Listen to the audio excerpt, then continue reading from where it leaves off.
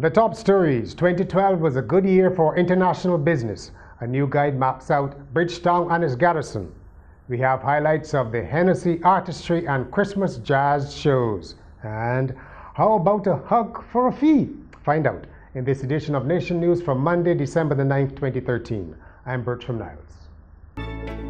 You want your loved ones around to celebrate, especially those living far. And with Digicel Top-Up, Dad can help you bring life to the party and be part of the celebration. Ask him to send you Digicel Minutes.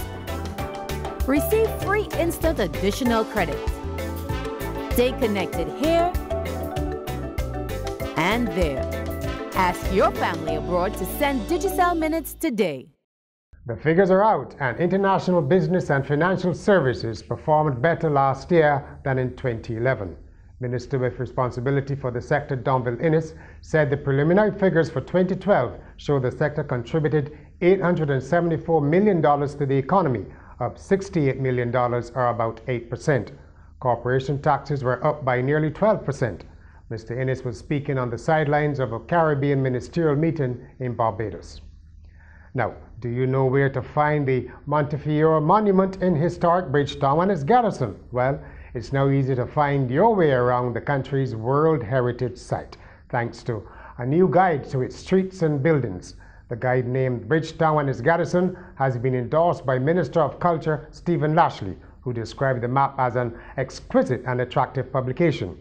At the launch held at the Waterfront Cafe in Bridgetown, Mr. Lashley praised the 4 young entrepreneurs behind the project, led by editor Hermina Charlery. They have shown great initiative, in my view, in recognizing the potential of producing this publication and agreeing to highlight the important aspects of our World Heritage property in the form of a guide and a map that will prove to be extremely useful to Barbadians and visitors alike. By the way, the monument, described as a little gem of architectural beauty, is on Coral Street. Local lighting company Caribbean LED Lighting donated a portable LED light to the Barbados Fire Service this morning. CEO Jim Reed, who was a firefighter in Britain before moving to Barbados, said he was pleased to be able to give back to the community. And the first time we came across this product and decided to assemble it here in Barbados, we thought, that's a great product for emergency services. The first person people thought was the fire service. I came to the chief and the chief said, I love them, but I've no money. So he's twisted my arm. So we're delighted to present the first product, first floodlight to the chief. The 20-watt rechargeable floodlight will be used by firefighters on night duty. In Jamaica, the police chief has added his voice to concerns about violent dancehall lyrics. Commissioner Owen Ellington says artists are using their music to discourage public cooperation with the police and enforce what he called a code of silence in Jamaica. Quoting some lyrics, he said, they also threatened witnesses and, even worse, were influencing the behavior of children. Children have to listen to this kind of lyrical penetration day after day, night after night, and ultimately they are going to just accept this as a part of the normal process of socialization. So you can't blame them if they grow up mistrusting the police, not trusting the government, not believing in the rule of law, not subscribing to the traditional values of society, and being willing to kill those who speak out against wrongdoing. A $5,000 note went into circulation in Guyana today. That will set you back about 49 Barbados dollars in case you're planning to travel. Next to Thailand, and a story we've been following closely. Parliament has been dissolved in the Southeast Asian nation, and elections have been called. 2 years after winning by a huge margin, Prime Minister Yingluck Shinawatra gave in today to sustain protests to end her administration. Protests have increased in the capital Bangkok, with demonstrators claiming her government was corrupt and ruled by her ousted and exiled brother Thaksin. Yesterday, all the opposition MPs joined thousands of protesters in marching on Government House. At Courts, every day we bring affordability, convenience, innovation, and style to over 1 million customers in 11 countries. From homes to communities, we are proud to make a difference in the lives of many across the region. Courts, bringing value home. In sport, Kenyan Richard Kesio and American Jess Peterson were double winners in the weekend's Run Barbados series. Kesio, the 2011 champion, won both the men's 10K and half marathon. Peterson did the same among the women. Jerome Blackett finished 8th overall in the 10K and 9th in the half marathon, the first Barbadian male home in both instances. The series got underway on Friday night with the Midnight Mile, which was won by Barbadians Carly Pipe and Dadio Grandison. In cricket, Christchurch Dolphins are the new champions of the C.O. Williams UWI Inter-Parish State Ball Competition. They pulled off a 9-run victory over the St. Michael Merchants last night at the 3Ws Oval. So congrats to the Christchurch Dolphins. I'm off to celebrate with some dolphin soup. But before that, the entertainment package is next. Hi, I'm Leanne Worrell, and this is your entertainment package.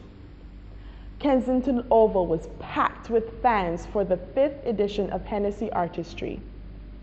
Morgan Heritage, Mavado, and I-octane were some of the more popular acts for the night.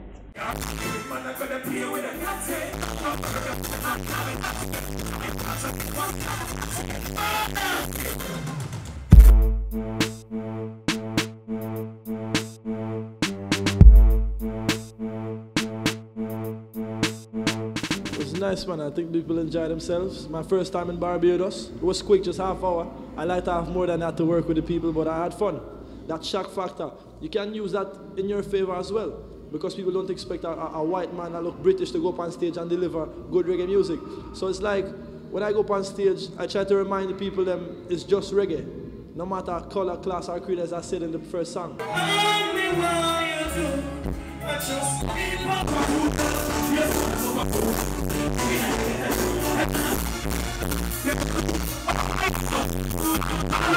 I just come to give a good performance, and then people will appreciate you from that perspective.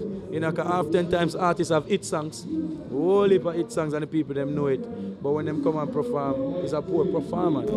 And people spend their money and stand up all night, and then they give a poor performance. It's more disappointing, you know what I mean?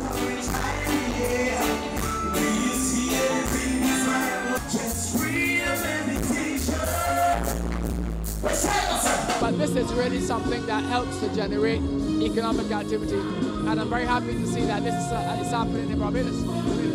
I want to take the opportunity as well to, you know, send out an appeal to other promoters and to tell them that certainly from the ministry's perspective, we want to encourage them to have events, and we are ready to help them in any way possible to ensure that we can actually stimulate the culture industry sector in Barbados.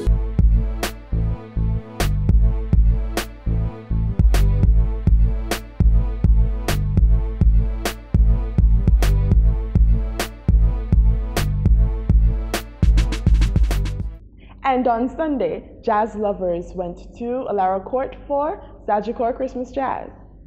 Hi, I'm Leanne Worrell, and we're here at Sagicor Christmas Jazz. The atmosphere is alive with the best songs of the season.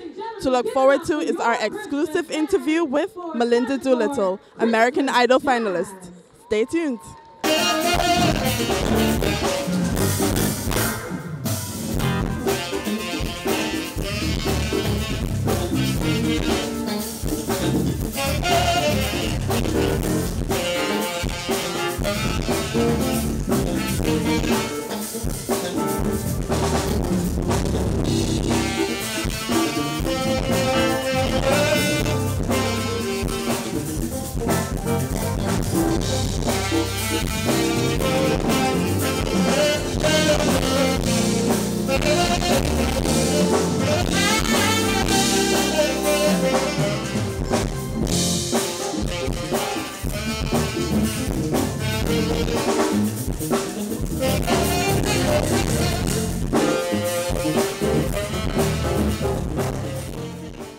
We're here with Melinda Doolittle, one of the finalists of American Idol and a featured artist here at Christmas Jazz.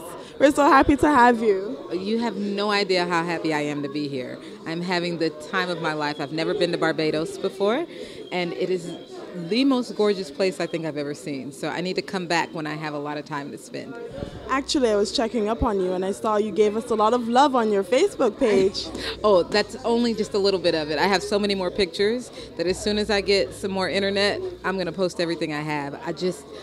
It's so peaceful and so beautiful, and then the breeze blows. It's like, I don't understand how you guys have paradise every day, but thank you for inviting me. So let's talk about your album, which was released just last month. How's it doing? The EP is doing so well. It's called You're the Reason, and we released it 11/12/13, and it's got 6 songs on it, 3 of which I wrote that I just love, that just kind of tell my story about what I'm going through right now. And then we added a song from American Idol as a bonus track, which was Home from The Wiz, which is my favorite musical in the world. And just wanted to put that on there. People have been asking me when I'm going to record it, and I normally do it in all of my shows. So we added that in there, and it's been my favorite CD to date, just because this really is me. And that's it for today's entertainment package. I am Leanne Worrell. I leave you with this story. For $60, customers in Wisconsin can spend an hour hugging and cuddling with, well, professional snugglers. Where else but at the Snuggle House in Madison, the capital of the American state.